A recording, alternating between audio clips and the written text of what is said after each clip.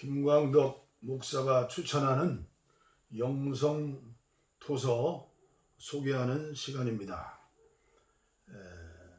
지금까지 6권의 5권의 책을 소개했습니다. 의경이란 무엇인가? 경건을 열망하라. 나를 죽이고 성령을 품어라. 참된 목자. 그리고 마지막 거룩한 동정의 사다리. 오늘은 6번째 시간에 신영복 교수의 5권의 책을 소개하려고 합니다. 한국교회 일부에서 외면하고 정죄하는 신영복 교수의 책을 소개하는 것은 일부 지도자들부터 오해가 있을 수 있다고 생각합니다. 그러나 이 시간은 저의 주관으로 제가 추천하는 시간입니다. 신영복 교수가 간첩으로 20년 20일을 감옥살이를 했던, 아니면 억울하게 암울했던 독재정권 시절에 간첩의 올가마니를 씌우고 고생을 했던, 감옥살이를 그만큼 했다면 그 사람의 말과 글은 독자들에게 유익할 수밖에 없습니다.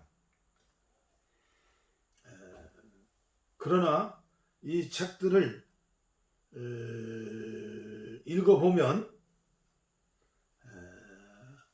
저에게는, 아니, 이 책의 그 판매 부수를 보면 한국의 수많은 신자들과 불신자들이 감명을 받고, 그리고 인생의 나침판으로 쓰임받았다는 사실을 알 수가 있는 겁니다. 오직해야 한 나라의 지도자인 대통령이 존경하는 신영복 선생이라고 했겠습니까?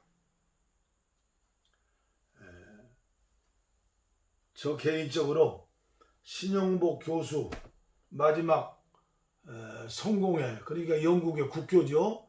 대학의 교수로, 석좌 교수로 은퇴하시고 몇 년 전에 소천하셨는데, 저에게는 영혼의 비타민이고 정말 인문학의 최고의 스승이 아닐까.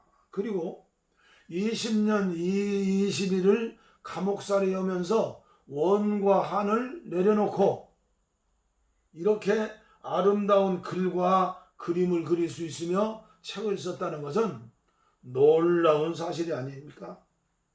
만일 목사가, 제가 목사죠, 불교에 대한 경전이나 유교의 경전을 무시하고 외면한다면 좋은 크리스찬도 좋은 지도자도 될 수 없다고 저는 생각합니다. 토양을 모르고 어떻게 복음의 씨앗을 심을 수 있겠습니까? 오늘 한국교회 문제는 지도자들이 극우와 극좌로 나누어지는 것이 원인 중에 하나라고 저는 생각합니다. 저는 신영복 선생님을 존경합니다. 그래서 이분이 쓴 뭐라고 합니까? 처음처럼 이렇게 글을 쓰고 거기에 내용을 쓰고 천으로 이렇게 해놨죠. 그 5,000원이가 10,000원 주고 사다가 평촌에 있는 한국 의료선교회 탁자 위 유리판 밑에 넣어놓고 사무실에 갈 때마다 그 글을 보면서 저는 감동을 받습니다. 짧은 시간에 5권의 책을 순차적으로 소개 말씀드리겠습니다. 이 처음처럼은 2007년에 초판으로 7세가 되었는데 아마 지금까지는 수십 세가 된 책이 아니겠는가 생각합니다. 더불어숲 모임에서 이 책을 준비하는 동안 새삼 저자의 청년 시절이 궁금해졌다. 그래서 찾아낸 것이 왼쪽 사진 20대 청년 신영복이다. 사실 젊은 날의 저자 사진은 많이 남아있지 않다. 옥고를 치르기 전에 혈기왕성한 모습에서 예리함이 묻어나니만 찬찬히 보고 있으면 지금의 모습과 겹쳐지는 듯하다. 이 시절의 청년 신용복은 어떤 꿈을 꾸고 희망을 품고 있었을까 해서 설명이 나오네요. 글그림. 성공회대학교 석좌 교수, 1989년부터 현재까지 성공회대에서 강의 중이며 2006년 8월 각계 인사들이 한자리에 모인 정년퇴임 콘서트로 큰 화제를 모았다. 모 소주의 이름으로 쓰인 처음처럼의 제호 글씨와 그의 원작자로서도 유명하다. 원작료 1억 원은 현재 성공회 대학교에서 전액 장학기금으로 운영하고 있다. 1941년 경남 밀양 출신, 저보다 3살 위네요. 1963년 서울대 상과대학 경제학과 졸업, 1965년 서울대 대학원 경제학과 졸업, 1965년부터 숙명여대 육군사관학교에서 경제학 강의, 1968년 통일혁명당 사건으로 무기징역을 선고받고 20년 20일 복역, 1988년 8.15 특별가석방으로 출소한 후 대표작 감옥으로부터의 사색을 출간, 우리 사회에 큰 반향을 일으켰다. 그분이 쓴 책이 6권인데 저에게 없는 책은 변방을 찾아서, 우리 사회에서 중심부에 있는 사람이 아니라 변방에서 고통당하는 사람들의 이야기를 쓴 것이죠. 근데 제가 그 책은 구입하지 못했습니다. 처음처럼 신용복 서화 에세이. 참 이분 대단한 분입니다.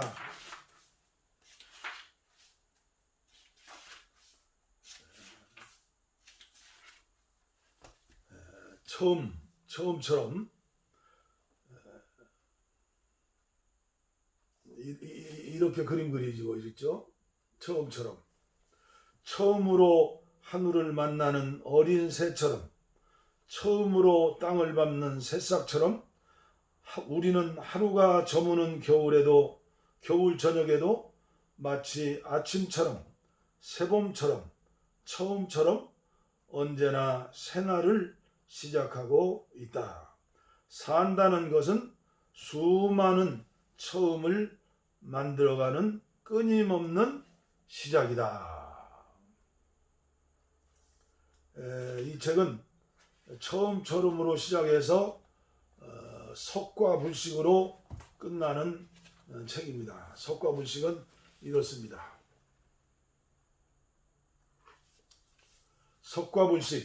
석과불식은 씨과일은 먹지 않는다는 뜻입니다.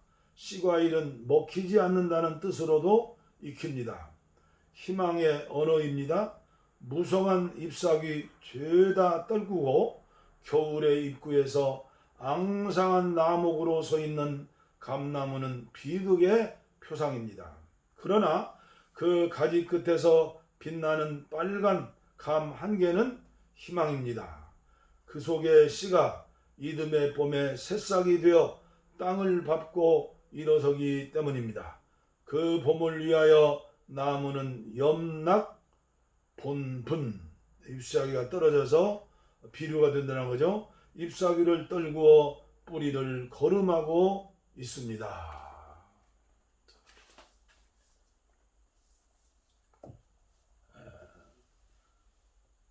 이 책은 처음처럼에서 시작하여 석과불식으로 끝나고 있습니다.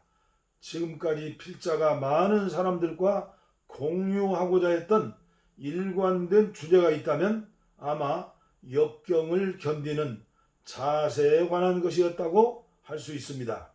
역경을 견디는 방법은 처음의 마음을 잃지 않는 것이며, 처음의 마음을 잃지 않기 위해서는 수많은 처음을 꾸준히 만들어내는 길밖에 없다고 할 것입니다. 수많은 처음이란 결국 끊임없는 성찰이 아닐 수 없습니다. 나목이 잎사귀를 떨고 자신을 냉정하게 직사하는 성찰의 자세가 바로 석가불식의 진정한 의미라고 할 수 있습니다. 석가불식의 의미는 씨와 실을 먹지 않고 땅에 묻는 것입니다. 개인적인 어려움이든 한 사회의 어려움이든 역경을 견디는 자세에 관한 크게 다르지 않다고 생각합니다. 따라서 처음처럼의 뜻과 석가불식의 의미가 다르지 않고 그 사이에 자리하고 있는 이 모든 책의 글들도 이러한 주제에서 크게 벗어나지 않는 이야기들이라 할 수 있습니다. 여기에 실린 이야기와 그림들은 사실 많은 사람들의 앨범에도 꽂혀 있는 그림들입니다. 독자들은 각자 자신의 앨범을 열고 자신의 그림들을 확인하는 것으로 충분하다고 할 수 있습니다. 이 책이 그러한 공감의 작은 계기가 되기를 바랄 뿐입니다. 숲으로 가는 긴 여정에 짧은 길동무이기를 바랄 뿐입니다. 여는 글 중에서 인용한 글입니다. 2007년 초판 7세, 정가 12,000원이네요. 그 다음에 감옥으로부터의 사색, 신영복의 옥중 서신입니다. 옥중에서 엽서로 편지 쓴 거, 예수님에게, 형수님에게, 아버님에게, 어머님에게, 저와 여러분들이 20년, 20개월, 20일 동안 죄가 있든 없든 감옥살이 했다면 어떤 세월을 보냈겠습니까? 놀라운 글입니다. 놀라운 이력입니다. 1998년 초판 발행했는데 2008년에 48세를 한 책입니다. 우리 대한민국 국민의 교과서 같은 책이라고도 볼 수 있다고 생각합니다. 이렇게 써 있네요. 책을 소개하는 책이죠. 없는 사람이 살기는 겨울보다 여름이 낫다고 하지만 교도소에 우리들은 없이 살기는 더합니다만 차라리 겨울을 택합니다. 왜냐하면 여름 징역의 10가지, 20가지 장점을 일시에 무색해해버리는 결정적인 사실, 여름 징역은 자기 바로 옆에 옆 사람을 증오하게 한다는 사실 때문입니다. 모로 누워 칼잠을 자야 하는 좁은 잠자리는 옆 사람을 단지 37도의 열 덩어리로만 느끼게 합니다. 이것은 옆 사람의 체온으로 추위를 이겨나가는 겨울철의 원시적 우정과는 극명한 대조를 이루는 형벌 중의 형벌입니다. 감옥으로부터 사색, 신영복의 옥중서간. 그 작은 엽서는 바쁘고 경황 없이 살아온 우리들의 정수리를 찌르는 뼈아픈 일침이며 우리들의 삶을 돌이켜보게 하는 자기 성찰의 맑은 거울이었다.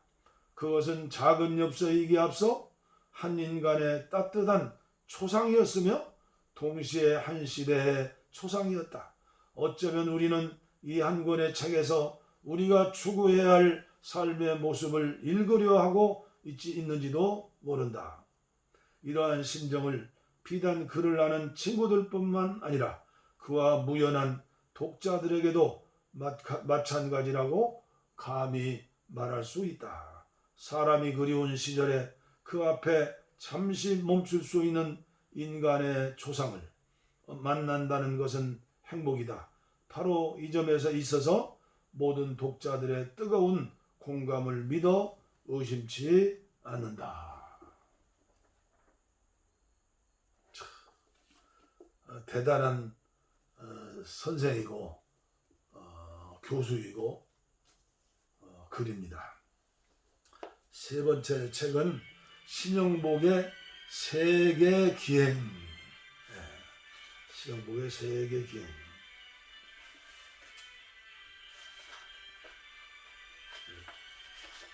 감옥살이 20년 20개월 한 이후에 이분이 세계 기행문을 썼네요. 더불어숲이 출판된 지가 1998년입니다. 처음에 상하 2권으로 만들어졌는데 2003년에 한 권으로 합본하였습니다. 여행자들이 가지고 다니기에 불편하다는 의견이 많았기 때문입니다. 합본 과정에서 책이 무거워졌습니다. 표지를 양장본으로 하고 종이도 두꺼워졌기 때문입니다. 무거운 책 역시 여행자에게는 짐이었습니다. 천리길 떠날 때는 눈썹도 뽑아두고 간다는데 가볍게 만들어 달라는 의견이 많았습니다. 설마 책을 가지고 다니는 사람들이 많으랴 싶어서 미루다가 늦게나마 개정판을 내게 되었습니다. 천리길을 떠나는 사람은 눈썹도 무겁다. 참 잠언과 같은 말씀 아닙니까? 세계의 이곳저곳을 찾아가 그곳에 담긴 과거와 미래의 의미를 되새겨보고 싶습니다. 비록 좁은 엽서 공간이지만 당신과 함께 생각의 뜰학을 넓히고 싶습니다. 나는 물론 당장 당신의 답장을 받을 수는 없습니다. 그러나 언젠가는 나는 당신의 답장을 읽어볼 수 있기를 바랍니다. 나는 진보와 성장에 대한 확신이 사라졌다는 많은 사람들의 우려에도 불구하고 수많은 사람들이 한때 공감했던 감동은 마치 바다를 찾는 강물처럼 끊임없이 물길을 튀어 나가리라고 생각합니다. 지금보다는 덜 나쁜 세상에 대한 기억을 간직해 하고 지금보다는 더 나은 세상에 대한 희망을 키워주며 진보와 성장의 의미를 새로이 만들어 가리라 믿습니다.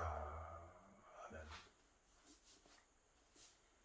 더불어숲, 또 이 더불어 때문에 또 문제가 일어났죠. 어느 당면과 같다. 주사파 빨갱이다. 참 안타까운 세상입니다. 네 번째 책이죠. 신영복 나의 동양고전 독법. 제목은 강의입니다. 강의. 참 무시간 목사입니다. 저는 이 책을 읽기가 얼마나 어려웠던지. 우리나라 교육은 유교 교육이 아니었습니까? 정치도 유교를 통한 정치 아니었습니까? 2조 500년 동안? 우리들의 심정 속에는 유교의 피가 흐르고 있습니다. 불교의 피도 흐르고 있고 무속 종교의 피도 흐르고 있습니다. 이제 예수의 피로 완전히 수술해서 보혈의 사람이 되지 않았습니까?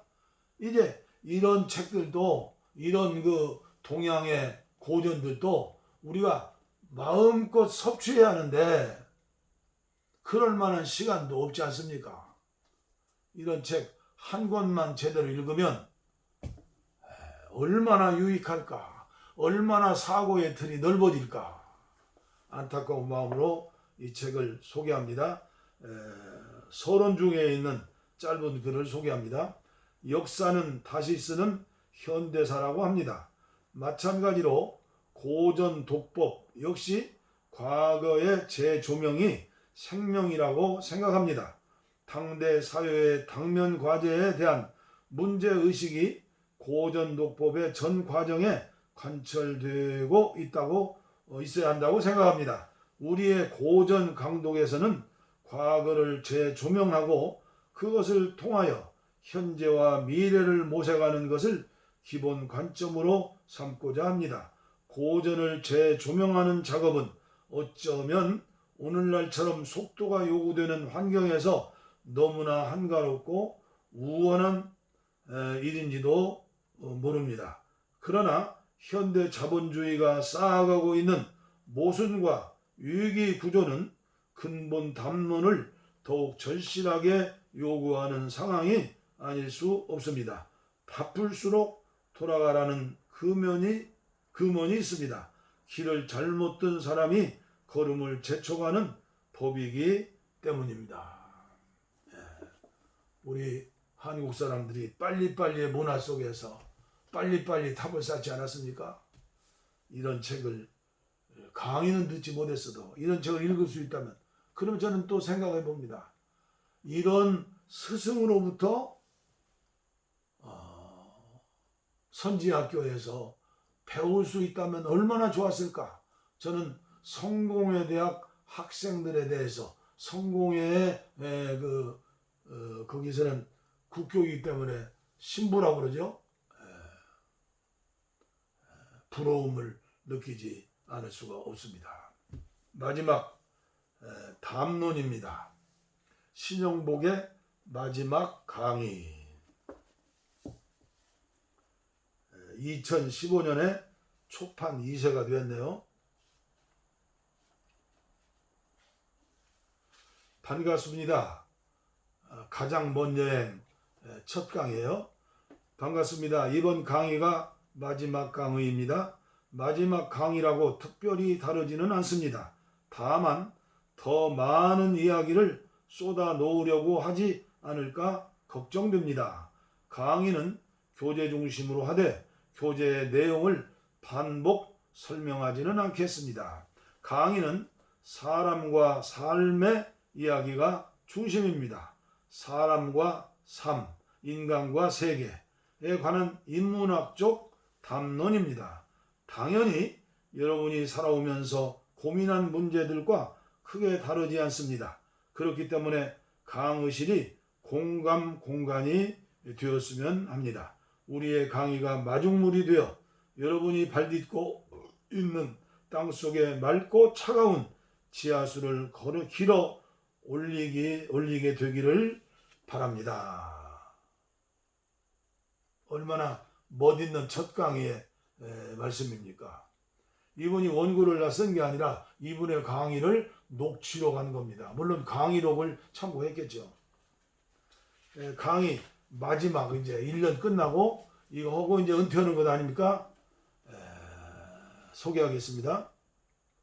강의를 마치면서 우리의 교실을 공감 공간으로 만들어준 여러분의 진지함에 감사를 드립니다. 그동안 너무 많은 이야기를 전하려고 했고 그 때문에 조리가 없었습니다. 여러분이 잘 정리하리라고 믿었기 때문입니다. 이제부터 여러분이 강의 이후를 시작하기 바랍니다. 우연의 점들을 하나하나 제자리에 앉힘으로써 빛을 발하게 하기 바랍니다. 낙엽지던 가을에 시작한 강의가 온 가을을 관통하고 지금은 눈 내린 겨울입니다. 가을에서 초겨울까지 우리가 불 밝히고 있었던 교실이 소중한 추억이 되기 바랍니다. 겨울은 별을 바라보는 계절이라고 합니다. 강의가 끝나면 나목이 든 느티나무 밑으로 가서 가지 끝에 별을 달아 보기 바랍니다.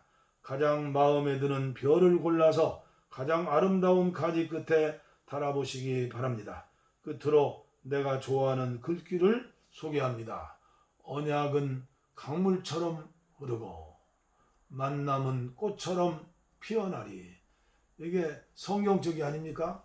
언약은 강물처럼 흐르고 만남은 꽃처럼 피어나리.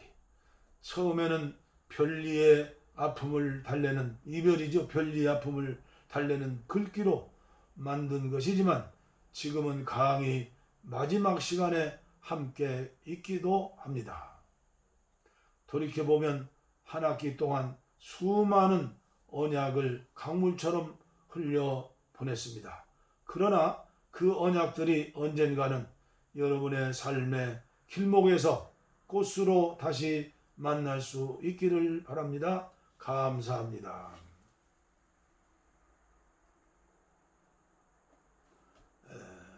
제 책 마지막에 결론 부분을 중요한 걸 써놨죠. 사람을 키우는 일이야말로 그 사회를 인간적인 사회로 만드는 일입니다. 사람은 다른 가치의 하위 개념이 아닙니다. 사람이 끝입니다. 절망과 역경을 사람을 키워내는 것으로 극복하는 것, 이것이 석과 불식의 교훈입니다. 최고의 인문학이 아닐 수 없습니다. 욕망과 소유의 거품, 성장에 대한 환상을 청산하고 우리의 삶을 그 근본에서 지탱하는 정치, 경제, 문화의 뼈대를 튼튼히 하고 사람을 키우는 일, 이것이 석과 불식의 교훈이고 희망의 언어입니다. 아멘. 저는 일부 한국교회를 바라보면서 가슴 아파하며 기도하고 축복하고 있습니다. 이 책 5권을 보면 두 번째 책인가요? 억울하게 감옥에 들어갔던 그 아주 작은 일들이 시시콜콜하게 자세하게 나와 있습니다. 물론 이분의 생각은 진보적인 사고를 가진 분입니다. 인간이 인간답게 살려면 진보적인 사고를 가질 수밖에 없는 것입니다. 우리 예수님도 이 땅에 오셔서 40일 금식 기도를 마치시고 첫 번째 이사야서를 펴놓고 회당에 가서 말씀하신 성경이 무슨 말씀입니까? 눈먼 자에게 복음을, 귀먹은 자에게 복음을, 병든 자에게 치료함을, 그리고 희년의 해를 선포함이라. 희년의 해가 뭡니까? 하나님의 경지 아닙니까? 우리는 성경을 믿는 사람인데 이분이 서령 인혁당인가 사건에 연루되었다고 해봅시다.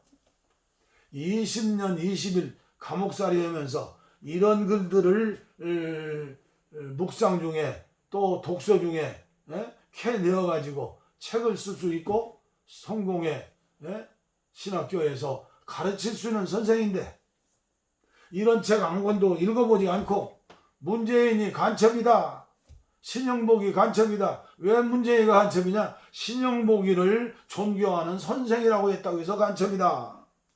여러분, 이 죄가 적다고 봅니까? 아무쪼록 우리는 정보를 모르고 내면을 몰라서 히스토리를 몰라서 범죄하는 일들이 많이 있습니다.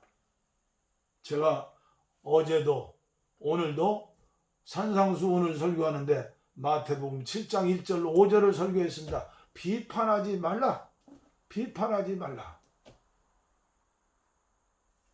아무쪼록 이 책 5권을 꼭 읽어보시고 그리고 서령 간첩이었다고 봅시다. 도무지 저에게 주신 믿음으로는 이해할 수가 없는 것입니다. 아니 영국에서 북한의 영사인가요? 대사인가요? 부대사인가요? 있었던 분이 한국에 와서 얼마 지나서 지금 국회의원 되지 않았습니까?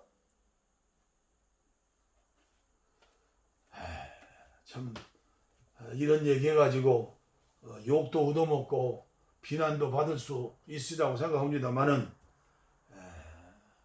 저를 믿고 이해하시고 그리고 이런 책들 꼭 읽으세요. 그리고 절대 신영복 간첩이다, 문재인 간첩이다, 그런 얘기하지 않는 한국교회가 되었으면 좋겠습니다. 지도자들이 되었으면 좋겠습니다. 감사합니다.